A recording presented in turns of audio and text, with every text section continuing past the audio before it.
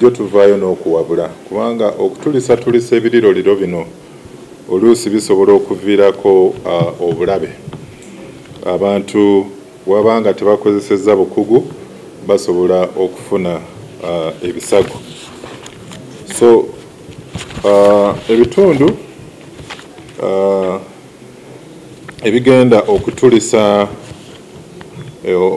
ebiriro bino kumpi tulina mu buli district kati ng'Hoima, Kiryandongo, Kakumiro, Kibaale, Agago, Amuru, Gulu, Kitgum, Lamo, Nwoya, Omoro, Pade districts ezo zonna kumpi buli district erina weegenda okutulisiza ebiriro. So kyovudula tuvuddeyo list eno tugenda gibakwasa musobole okulaga abantu mu buli district ebifo ebigenda okutulisa ebiriro. Naye ng'okuwabula kwe tuwa kwe kw'okuba nti abantu tukimanyi abantu bangi bagenda kuvaayo okwettanira ebifo ebigenda okutulisa ebiriro bino. Naye nga tukubiriza bakomanda baffe okubeera abeegenderevu n'okulaba nga obukwakkulizo bwe twabawadde babugoberera waleme kubeerawo bisago bifunibwa mu kutulisa ebiriro bino. So n'olw'ensonga eyo ba DPC ne ba RPC balina okulaba nti buli awagenda okutulisibwa ebiriro bino byekebejjebwa bulungi nnyo era balina okubeera nga bagoberera entulisa ey'ebiriro bino.